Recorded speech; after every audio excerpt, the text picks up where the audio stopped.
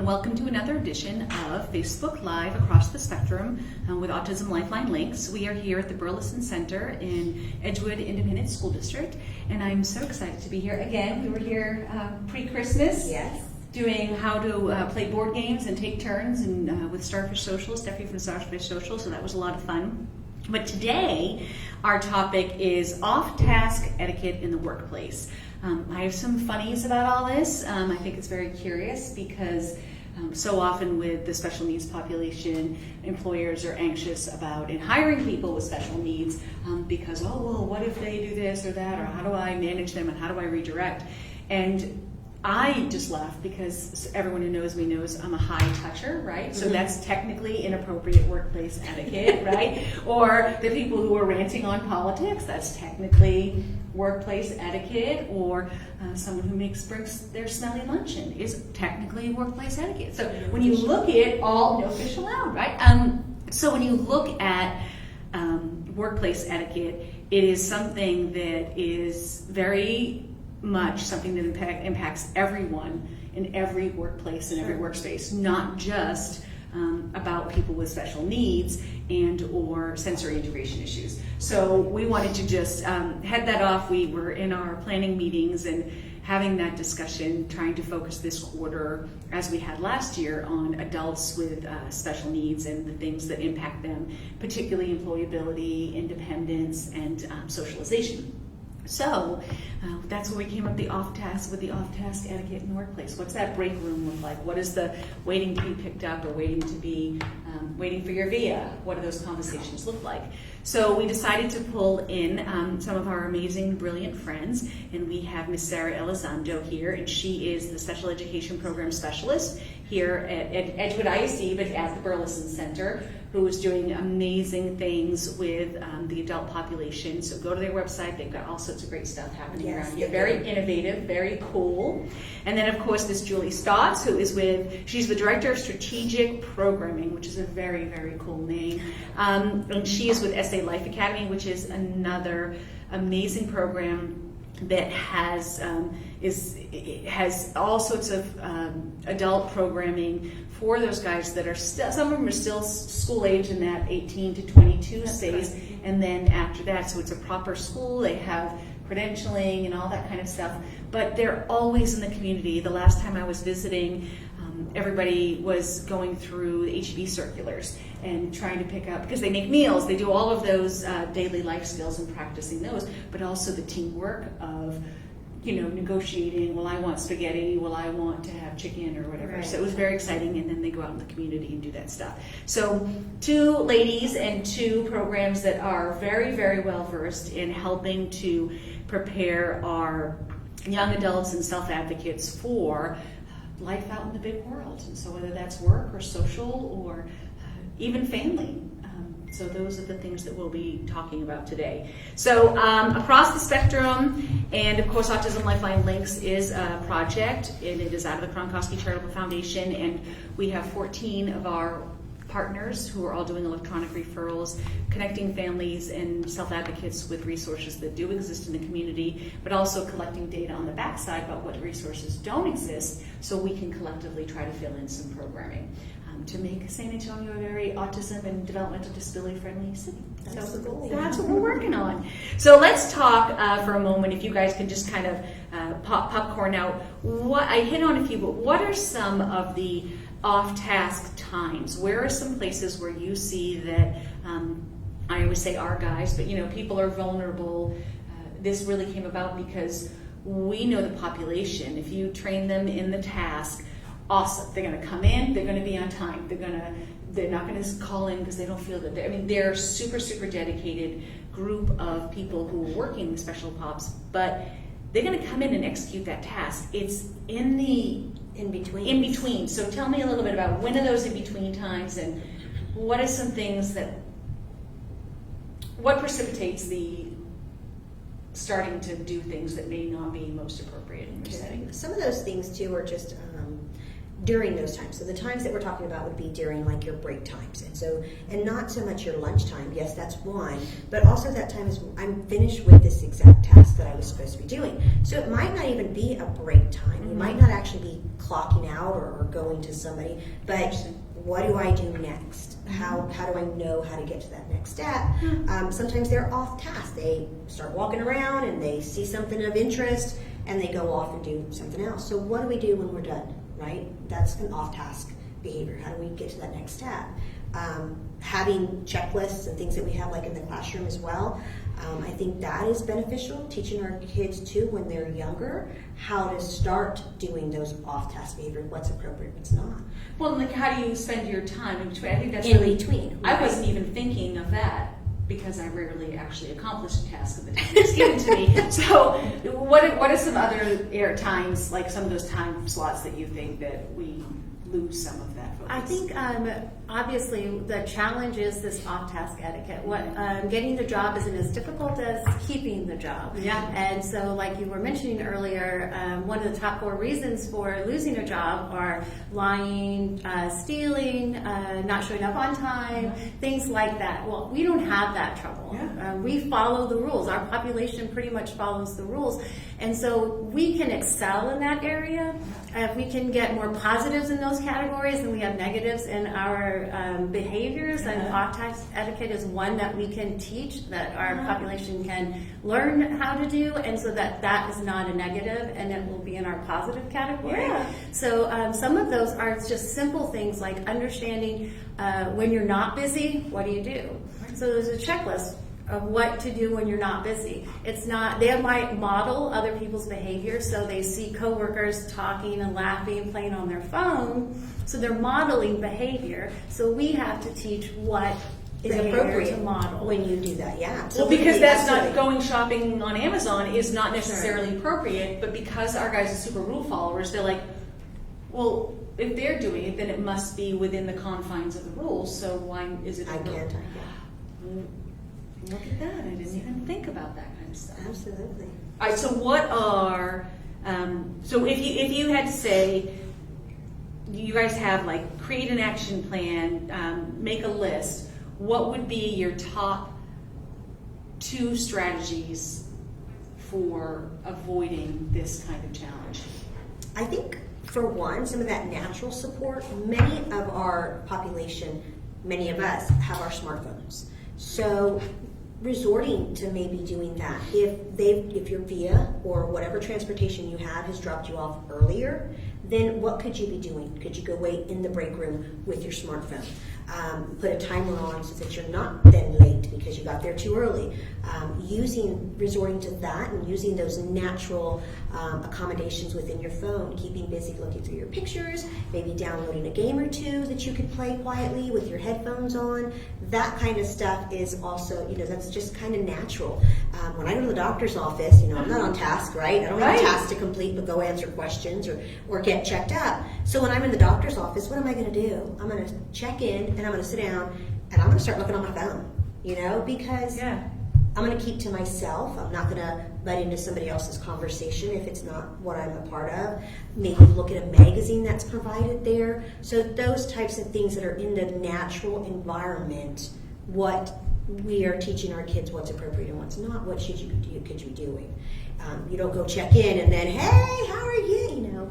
You don't know that person. Plop yet. down next to the lady and just start looking over her shoulder. letting her know what you had for dinner last night, Yeah. or how your ride was. It might be appropriate as you say hello and then they greet you back, and then maybe you start making those conversations.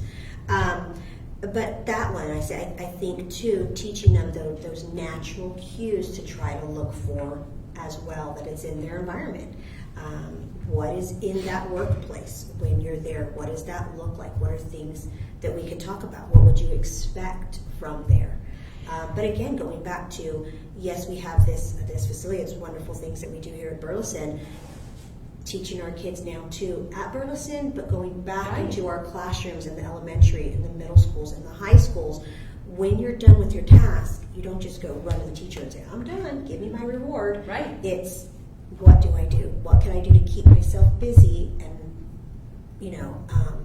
not stirring up anything or not getting yourself into trouble. So Sometimes they find themselves there. Right, and it's really interesting you say that, because so often in the younger ages, and we are always looking at how do we manage the population reward behavior at younger ages, and almost like we're trying to undo some of that in this when they're older, right? Because get it done fast. But you get your check in 2 weeks. Right, exactly. So how, what about you? What do you think some of those really, 2 things that really are so important that someone can, the natural cues, or what can people really take into that workspace? How do you get your guys ready to go outside of your campus, right? Sure. I think first, one of the things that, going back to structure, our population strives, they thrive with a structured environment. It's building structure in chaos, and so it's teaching a method, an action plan that you create, right? And you mentioned natural cues. The key to knowing if it's competitive employment, integrated competitive employment, is that you have natural supports. So that's also part of being able to know what to do on off tasks. So when they're lost, knowing who to ask, knowing who to say, okay, it's time for a break. Where do I go to take my break? I'm done with my task. Who is your supervisor? Who's your manager? Who to go to for those natural supports within your setting. So being able to identify the supports that you already have there in the system. And then the other thing I think is very important that I think we do when they're younger and we kind of quit when they're older is really role playing and simulating the environment that they might come across. So a key to being able to place somebody successfully in a job that they're going to be successful is knowing their day, the entire day. So Texas Workforce Commissions, they will go in, they have job coaches that go in and they stay with them for so many hours of their day, the first day of work. But they've already looked at the day and decided how to break it up, how to help that person to be successful. So knowing their environment is a key. So understanding what time they take their break, what do they do during their break, where do they go during their break, who do they report to if they're not sure what to do. So it's giving some structure in an unstructured environment. So it's funny you say that, because so often, again, with smaller school-age children, it's on the wall, right? You walk in, it's mat time, then it is story time, then it is snack time. Everything is really laid out for you, and somebody's helping direct that. And so now we're moving to a much more abstract concept, not only even more abstract when you get into a workplace, because I don't know why what just came into my head was the Flintstones, and when Barney and Fred, you put pink and the dinosaur teeth, and then the whistle blows, and it's very rough. But that is not what happens in most typical workspaces. No one is laying that out. So let's talk a little bit about, on top of using your natural cues, knowing who your manager is, knowing who your person to go to is when you do have a question, or when you are lost or you're confused about what task. How can whether it is a parent or an advocate or a job coach or the training person, help that person to be most successful without relinquishing independence and their own constructive way of trying to approach their job? Does that make sense? So how do we kind of continue with that structure without having them to post on the wall? So that they don't look, or it's not like, so they're keeping in the same neurotypical space. I'm going to go back with, again, the phones. We have a kiddo here who then he did that, I think, put it on his phone. His schedule on his phone. You have your notes, you have reminders, you have timers, wallets. All our students carry wallets or a purse or some sort. So putting some little sticky notes or cue cards or little things like that I can look through. We've got some things that we can even structure, like you said, your home, your parent, your relative, maybe how I can structure these things for them. Going back to like when we talked about making the games at home, making those things, going back and searching those pictures and creating your own little wallet from something that resonates with you, right? Yeah, so you can so say that you can do your own little schedule with them, and using your tape Yeah. and things like that, contact paper, and just making their own little book that I've done this, something that they can carry in their back pocket, something that they can carry in their purse, that they can resort to. And I like that because it's okay, listen, I'm gonna sit with you, John, and we're gonna do, all right, if you have to be there, work starts at 8, so you really need to be there by 7:45, and this is what so you can be super rote with it and very rudimentary, but then a great step towards independence is to say, all right, now, John, I want you to tell me, how are you going to translate this into your world? Is it your phone? I think about, I don't have one today, but your calendars. your binder that usually have your sticky stuff in and whatever.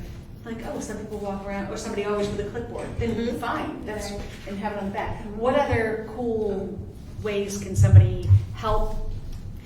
Can somebody be independent in how they're making their work their own, but still keeping within? Well, I think you pick those leisure activities that they already participate with at home, and you find ones that are appropriate that can generalize into the workplace that are what another typical employee would do. Yeah. So those things, putting that list together, like you said, being able to put a list, say it's word search, say it's puzzles, maybe they're a writer, giving them some sheets with writing prompts, things to take, a small bag if they have a locker, maybe some things that they can put in their purse or in a space that they can identify, and then teaching them how to use that appropriately in the workplace. If they're listening to music, wear headphones, that's polite, right? Yeah. That's etiquette in a doctor's office. Not everybody follows it, but it is etiquette, right? So there's certain things that you teach, but then you practice it and you say, okay, and you use the vocabulary you would use at work. So you would say break time, you would say manager, supervisor, you use work vocabulary and you simulate that environment and say, okay, it's break time, now go to break. They go and they pull those activities out, they have a timer, they know what break time is, and if they panic and they're not sure what to do, you teach them who their go-to people are, right? Identify 2 people, even if it's at first calling that go-to person, I'm on break now. I have 10 minutes. Okay, remember, these are the things you're going to do on break. And so a phone call is appropriate to get them back on track, to remind them what they're supposed to be doing until it becomes an independent, natural. Until it becomes rote. It's funny you say that. I was at the airport recently, and it was a family of 5, and I'm sitting there and I'm working, I'm on my laptop, and he pulls up his phone, and as loud as anything, he's watching a trailer for something. I mean, really, really loud. And, I kind of looked at him and looked at him again, kind of looked at his wife. Nothing. Yeah. And then I finally was like, I'm going to be that person. I was like, excuse me, sir. I'm like, can you turn that down a little bit? And it was just, so again, I laugh because these are things that neurotypical people do every single day that are not necessarily appropriate And in they're a modeling setting. it. And they're modeling it, yes, right? And we've taught modeling from the time that they're in PPCD, which is early childhood, all the way up until they're 22. We teach modeling. We model what we want them to see. Well, then now we have to teach them, who are you going to model? Right, because everybody in your workplace all of a sudden, right, and so becomes these new models. My gosh, it's different influencers of a different kind. Okay, so in that vein, what are some super safe, and again, it's all the same kind of thing. Well, if you have nothing to talk about the weather, right? But it's true. What are some things what are some topics that we want to encourage modeling and having those conversations about that are really pretty safe? Kind of safe places to be. What are some of those subjects? What's going on? I would say movies in general.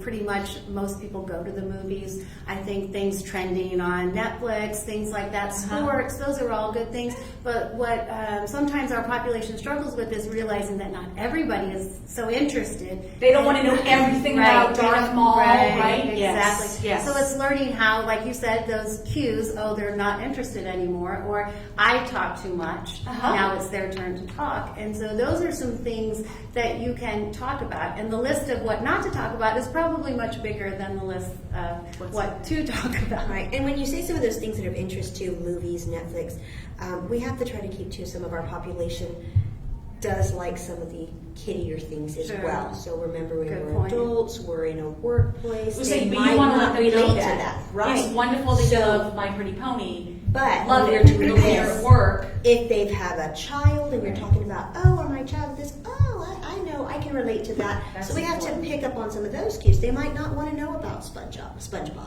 However, there was a SpongeBob movie that came out recently. So Right. at that time, that might be appropriate. But, some of our kids still our students like Pokemon or something. That might not be appropriate conversation. Could it be appropriate for you to take your cards and do your card game at the table? Yes. Right. But talking that, they might not be able to relate to you. They might not know all the characters, figures. Sure. I'm not even sure what they're I called. don't know. But just kind of doing that self-check as well. So yes, those things are appropriate, but let's kind of fine line it too. Is this really, if you're working at Right. HEB, I'm not sure that would be. But if Most they bring in appropriate. this conversation, Well, I think so like kind of doing those yeah. cues as well, picking up on those and trying to model for our students. Not that they have to grow up. I think there's an inner child in us all. Right, and that's either one. that's the difference between workplace and home, right? Right. We do different things at work than we do at do at home, home. right? We've been able to separate the two, Right. And so it's learning what is appropriate at home, where you can just let your hair down and be who you really are, all your quirks. All of us have That's your quirks, free flag flag. right? It's all good. Yes. Right, yes. And then learning about what is appropriate to take with you to work. So Right, and if somebody at work has their name tag and they have a Pikachu on it, and You you might love want to be Pika, okay to talk to that. you would be like, do you want to be like? That's okay because we want to teach them how to socialize in as most possible. But that line is hard. What's even with our own human Right. children, we have to be like, oh, okay, Yes. you've lost me. Okay, all right, good. What about things that are just absolutely, under no circumstances, are not appropriate for discussion? that is a long list. It's a long list. Yes, that is a long list, and it is it's interesting because it's obviously religion and politics, but Yeah. a lot of our population those aren't really things that they're really concerned Yeah. about, right? But it could be sex, it could be private parts, and I don't like to list them all, so Right. I'll just say that. It could just be that they are constipated that day, Right. or they have diarrhea or a rash, right? Uh-huh. And so it's concerning to them. They don't understand why they can't talk about it. They talk about it at home. So it's teaching those things that are inappropriate to talk about at work, but you can talk about it. Yeah, I mean, I'm laughing and I'm sitting across the table from somebody on the other side that the camera can't see. But the conversation we had this morning at work, I mean, was about some things that would normally be, but it was a safe place, and we were on task. We were on a task about that subject. But I laugh because again, that line is very, very blurry. There are explicit things. You don't talk about sex. When we were doing our adult listening sessions, I'm looking at Leslie there too. It went down the slope very quickly, whereas most neurotypicals, like you're testing out the waters, like maybe throwing something into a conversation and seeing what's appropriate. It went right to like dating and sex. Right. So it went from I'd really like to have a relationship at some point to I think before that even finished the breath, it went right to sex. And we had to be like, okay, well, right now we're talking about, so how does a manager or a peer in a workplace who's really well-intentioned help correct and bring back to if that job coach is no longer there? Because so often, that job coach is there and then they move on because that's where we lose the job, right? Because and that's the natural supports, right, that we are talking about. And so I think it's that transitioning into another conversation. It's the peer can say, all right, so let's go ahead and go take a walk, or let's go ahead and, oh, that's interesting, let's talk about this movie that came out, or let's talk about this, or things like that, diverting it and then having that conversation with that person saying that's not an appropriate thing to talk about in the workplace, in the work environment. But I think that peer-to-peer is very important because that's part of the natural supports. And so how do we help other people who are not necessarily that go-to person, or just the people who are around them in that cube or someplace, to become more comfortable with saying that, and even like they don't have to say sex. Then everyone was like, well, you know what, I'm struggling to try to find the question because I think it's a difficult question. How do you help peers manage somebody in the workplace that is not their person to manage when they see them maybe getting inappropriate or off the rails? I think it How do you just do comes, that? I think just that sometimes needs to come naturally as well.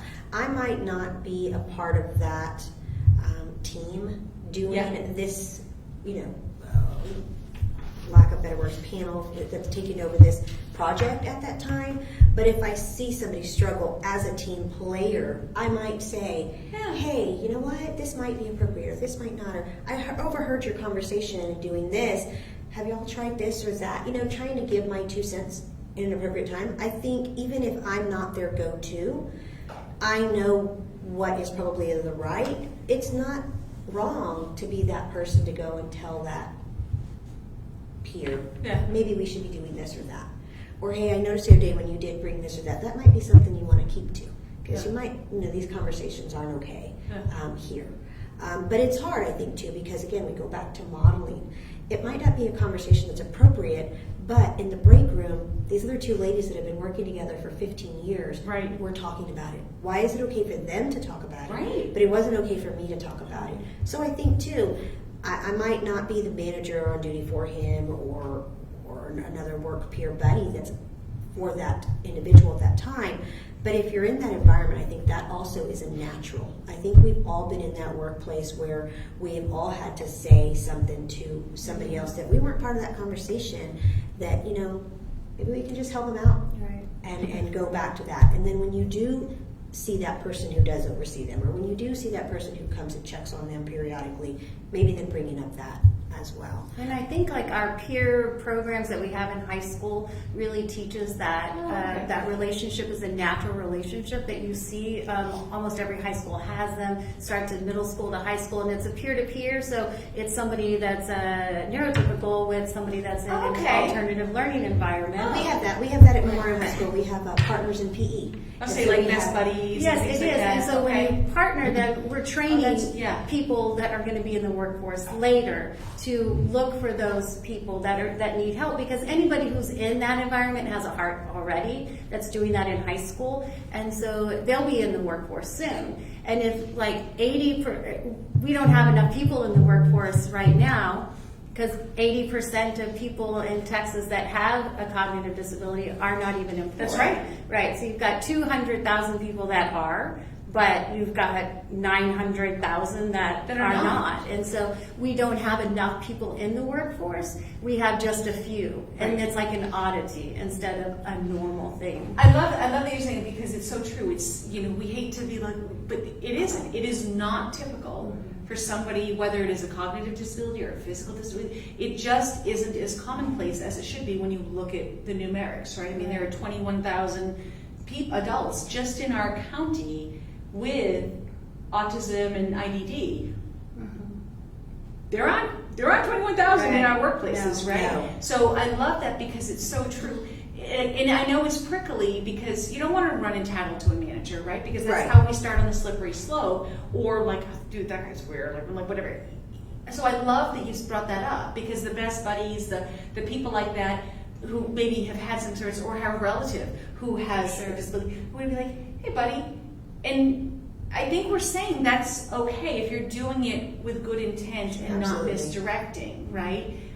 So that you're not ratting to teachers. The same principle. You don't run and tattle to your manager. So how do you do that? So this is as much about equity and getting our guys, the special populations, into the workforce. So lots of good work being done by agencies like yourself and Southwind Fields and ARC and lots of other friends that we have in our project, who are trying to get this population ready for the workplace and for socialization and for life and relationships and all those things.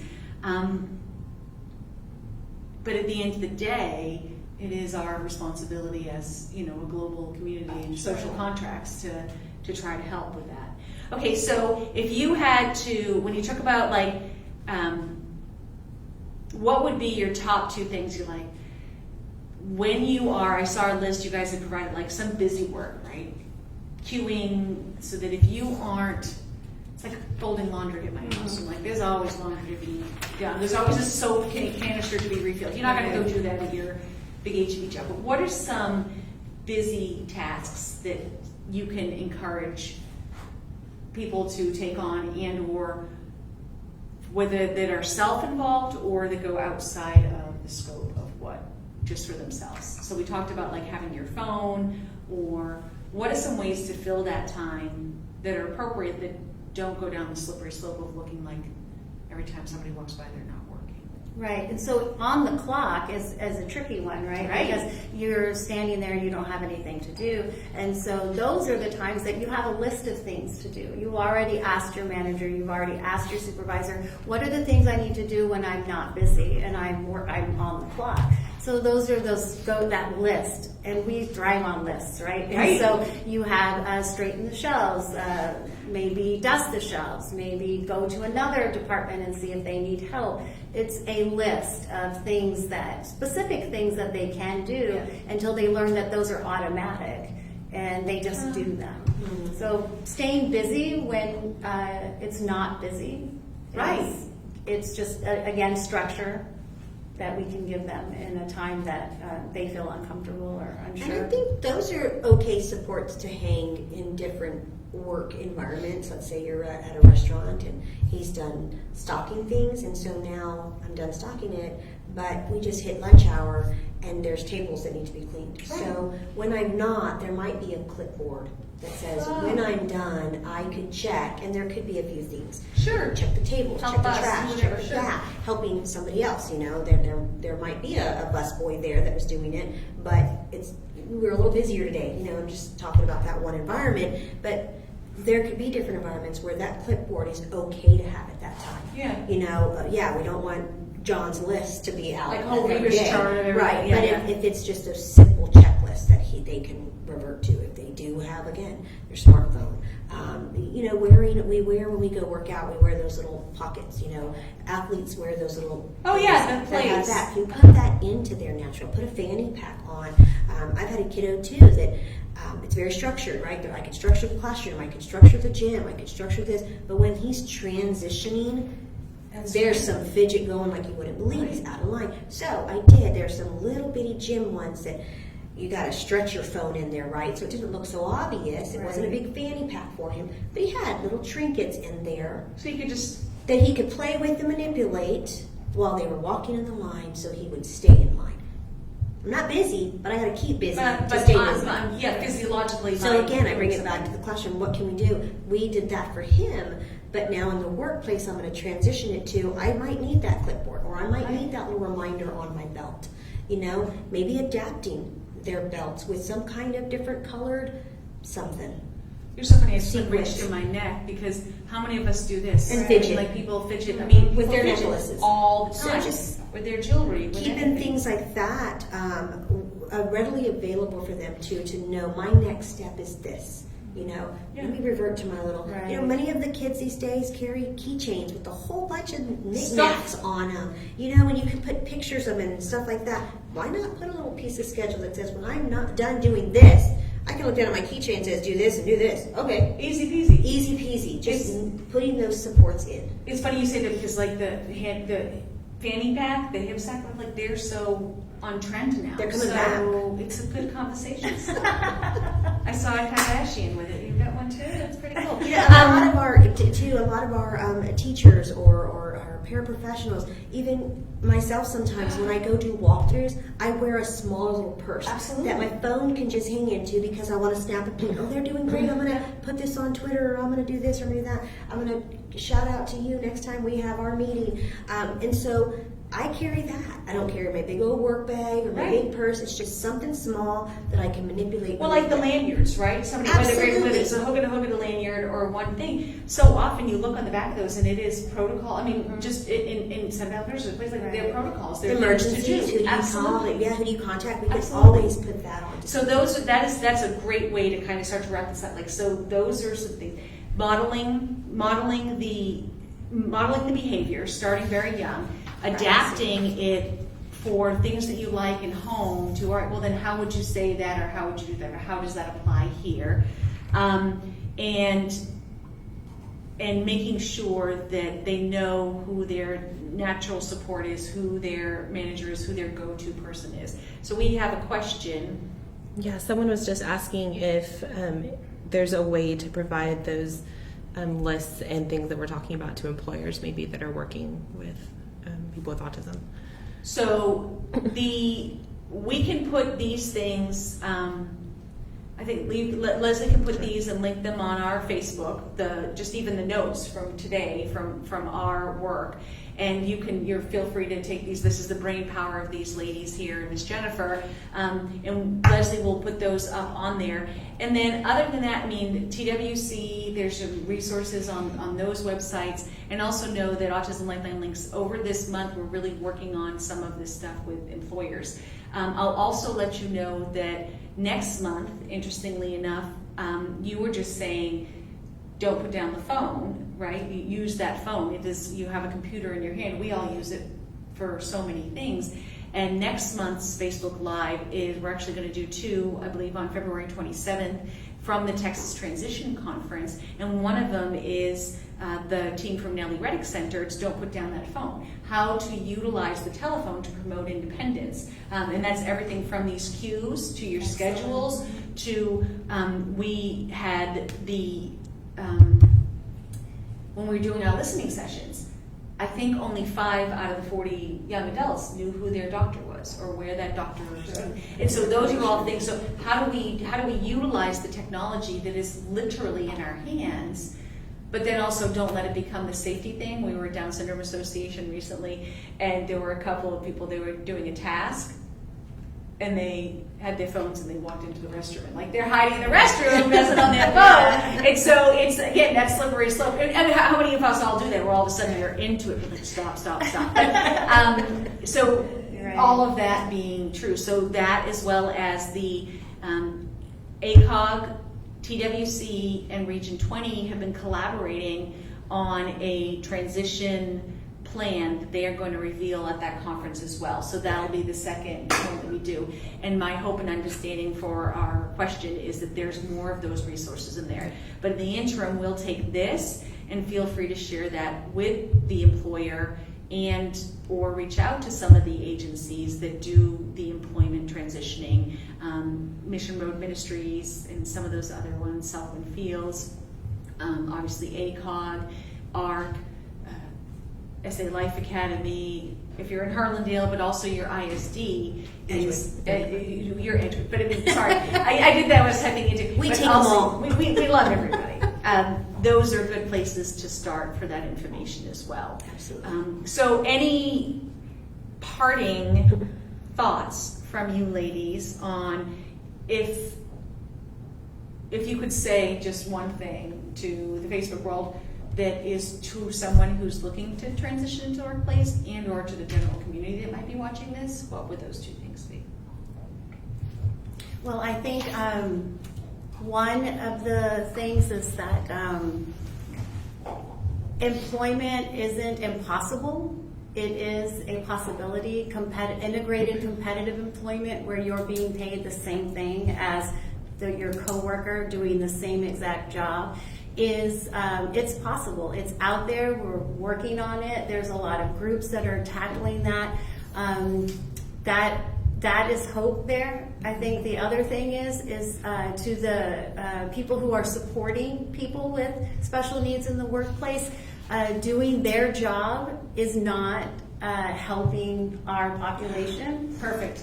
It's teaching them, modeling it, helping, being that natural cue, but we have a tendency to help, and we try to do their job, but then what ends up is maybe you're gone, or maybe the supervisor starts to notice that they're not doing their job, and so it becomes a difficulty for that person. So it's a tendency we all have to help. Right. But independence is what we're striving I love for. it. So the jobs are out there. We're working on it. And for those of you helping our population, we love you. We thank you. And so that's what I would say. That's really great, Julie, and it's so true. It's like the fine line of helping and enabling, and we want to make sure that we're not, moving from empathy to sympathy and changing and not promoting that independence. And we also know that it's imperfect, but we've made strides in the past 5 to 10 years, and just look at this room. We've got 4 agencies that are already working so hard on this, along with ACOG and TWC and Region 20 and everybody. So, okay, what would you say to the world? And to I that would person? say, we're not all that different. Yeah. We really aren't. And take on the challenge to those who are wanting to get employment. Kudos to the kids and the adults who are out there striving for it. We're not all different, and we just need to kind of see how do we make those disabilities into the better ability. Just touch base on what they can do and go with that. And lack of better words, it's not all that scary. Yeah. I mean, we all have our own little differences and quirks, and I think we just need to see past that. And just we're all striving for the same thing. They want to be as independent as anybody else. Want to make their own money and spend their own money. Yes. So just keep striving. And here at the Burleson Center and in our district, we're just going to keep getting our kids ready for that. Just keep on trucking. Keep on going. Yeah. Moving So forward. inclusion. Inclusion, it matters, and they just kind of everybody's different. Nobody should fit this one peg, right? You know, and that's what we love about each other too. Right. That's why we have different friends and things like that. If we were all the It'd be same, pretty boring if it'd be you're all- pretty boring. It'd be pretty There's only boring. so long you can talk about Star Wars. That's absolutely. You need some variety in there. Can I say one last thing? Yes, absolutely. I think really the goal and the vision that I see is that this is not a challenge anymore. Yeah. That it's just normal. Like there isn't we have to get people with disabilities into the workforce. It should just be natural, and so I think that's where we really want it to be. That's what we're striving for, is just that it's not an initiative that we have to have any longer. Right. That it's just natural. Absolutely. And I think that we hope that you have enjoyed this segment of Across the Spectrum with Autism Lifeline Links.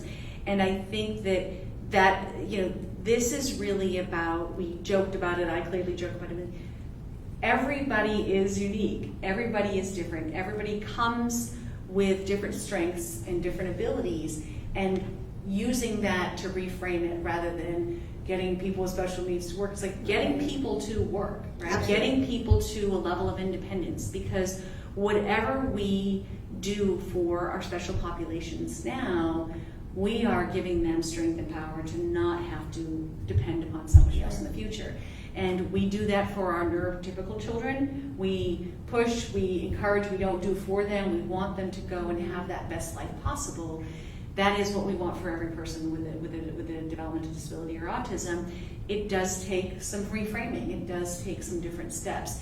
And know that places like these ladies, SA Life Academy and Burleson Center in Edgewood, and all the 14 partners, Autism Lifeline Links, Any Baby Can, ARC, Autism Treatment Center, Autism Community Network, Brighton Center, Camp, Respicare, Special Reach, ACOG, Disability SA, I already said Southwind Fields. Who did I forget? I'm sorry if I forgot you. But those are all our partners. So please go to the Autism Lifeline Links website and take a look at the resource guide.